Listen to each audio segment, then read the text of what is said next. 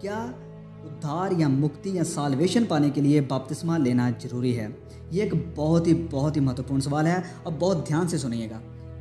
पवित्र बाइबल के अनुसार उद्धार पाने के लिए बपतिस्मा की आवश्यकता, या हम कह सकते हैं कि बपतिस्मा एक रिक्वायरमेंट नहीं है। आइए हम पवित्र वचनों में इस सवाल का जवाब देखते हैं।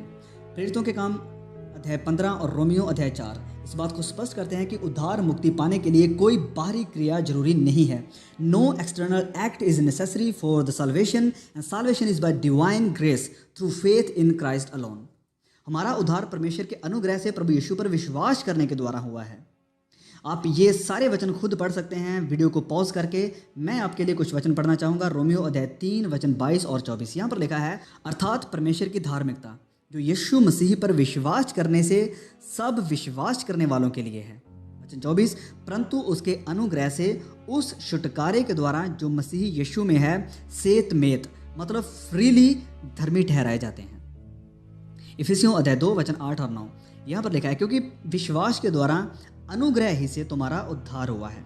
कैसे? विश्वास के द्वारा, अनुग्रह से, और ये तुम्हारी ओर से नहीं वरन परमेश्वर का वरदान है। वचन 9, और ना ही कर्मों के कारण, कहीं ऐसा ना हो कि कोई घमंड करे। फिर हम आगे पढ़ेंगे फिलिपियों अध्याय 3 वचन 9 में यहाँ पर लिखा है, और उसमें पाया जाऊं ना कि अपनी उस धार्मिकता के साथ जो व्यवस्था से है, वरन उस धार्मिकता के साथ जो मसीह पर विश्वास करने के कारण है और परमेश्वर की ओर से विश्वास करने पर मिलती है। अब अगर उद्धार पाने के लिए बपतिस्मा भी जरूरी होता तो जहाँ कहीं भी यीशु मसीह का सुसमाचार सुनाया गया तो बपतिस्मा के ऊपर भी जरूर जोर दिया जाता। संत पौलुस जब सुसमाचार को पेश करता है तो वो बपतिस्मा को सुसमाचार का एक हिस्सा नहीं बनाता है।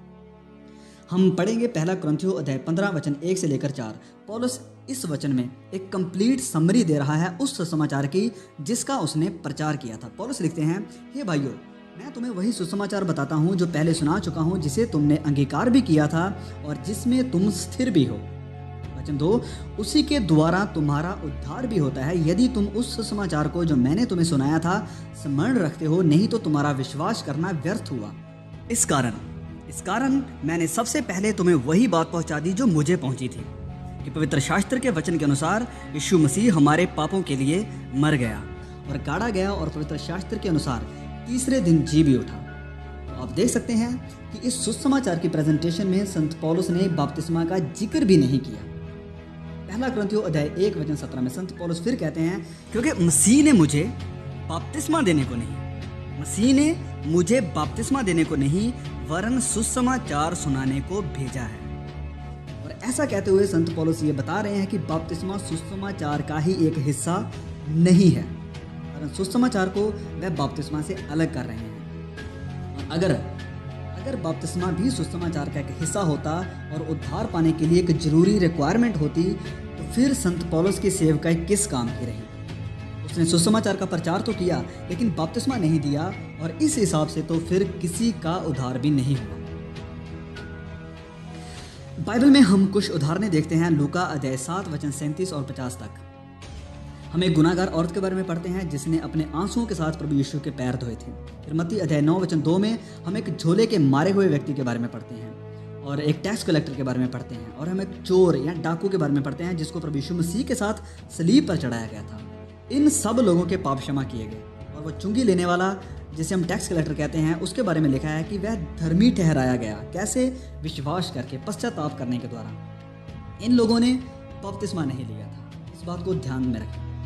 तो बपतिस्मा हमारे उद्धार का, साल्वेशन का कारण नहीं है, वरन बपतिस्मा उद्धार के बाद आता है जब हमने पश्चाताप करके अपने गुनाहों की माफ़ी के लिए प्रभु यीशु पर विश्वास कर लिया है और उसे अपना उद्धारकर्ता मान लिया है। बपतिस्मा लेकर बहुत से लोग इस डिल्यूजन में हैं कि अब हमने बपतिस्मा ले लिया है, मतलब कि अब हम परमेश्वर के राज्य में कहीं ना कहीं थोड़ी सी जगह पा ही लेंगे। और ऐसी सोच रखने वाले गुमराह हैं और उनका अंत विनाश है। उनके जीवन में कोई तब्दीली नहीं आई है, पाप से मुड़ने की कोई इच्छा नहीं है उनके अंदर, और ना ही नई सृष्टि बने हैं। ये बात साबित करती है कि वह परमेश्वर के यहाँ धर्मी नहीं ठहरे हैं और प्रभु यीशु से उनका कोई रिश्ता नहीं है। उन्होंने बपतिस्मा को बस एक स्वर्ग की टिकट समझा है, और उनका विश्वास प्रभु यीशु पर नहीं है वरन अपने बपतिस्मा के ऊपर है। अब अंत में मैं एक बहुत ही ज़रूरी बात कहना चाहता हूँ, वो ये है कि बपतिस्मा को लेकर दो तरह के एक्सट्रीम हैं। पहला तो वो जो कहते हैं कि बपतिस्मा की कोई ज़रूरत नहीं है, आप बपतिस्मा लें या ना लें, इससे कोई फ़र्क नहीं पड़ता। मैं कहना चाहता हूँ कि ऐसी विचारधारा बाइबल के खिलाफ है और बपतिस्मा की महत्वता को ये कम करते हैं।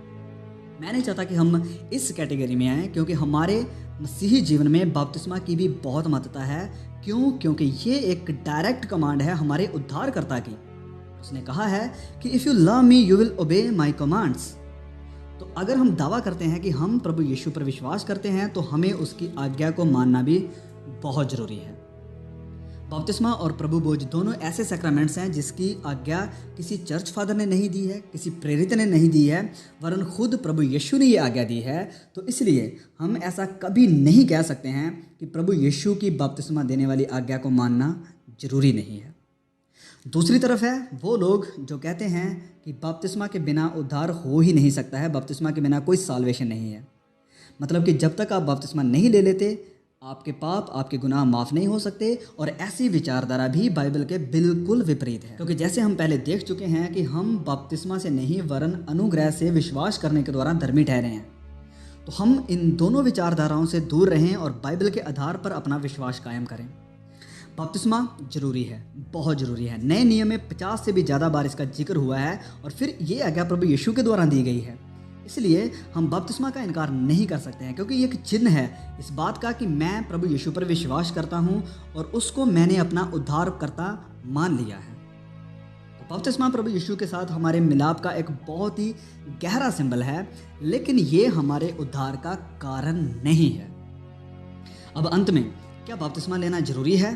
तो जवाब है हाँ, बिल्कुल ज़रूरी है। क्योंकि अगर हम प्रभु यीशु के जैसा बनना और उसको इमिटेट करना चाहते हैं, तो हम बपतिस्मा जरूर लेंगे, क्योंकि हमारे उद्धारकर्ता ने भी बपतिस्मा लिया था। और दूसरा इसलिए क्योंकि ये हमारे मसीहा की अंतिम आज्ञा है। मत्ती अध्याय 28 वचन 18 और 20 लिखा है, क्योंकि तुम जाकर सब जातियों के लोगों को चेला बनाओ और उन्हें पिता, पुत्र और पवित्र आत्मा के नाम में बपतिस्मा दो। आमीन। खुदा हम सब की मदद करे और हमें गाइड करे कि हम ऐसा जीवन व्यतीत करें जो उसको प्रसन्न है, जिससे वह खुश है। तुम्हारा चाल चलन प्रभु के योग्य हो और वह सब प्रकार से प्रसन्न हो और तुम में हर प्रकार के भले कामों का फल लगे और परमेश्वर की पहचान में बढ़ते जाओ। आमीन, आमीन। अगर इस मैसेज से आपने कुछ सीखा है और आप चाहते हैं दूसरे लोगों की मदद करना, तो प्लीज़ इस वीडियो को ज़रूर शेयर करें, क्योंकि ये बहुत ही महत्वपूर्ण और एक बहुत ही गंभीर विषय है जिसके बारे में हम सब मसीहों को जानना बहुत ज़रूरी है। तो प्लीज़ इस वीडियो को शेयर ज़रूर करें।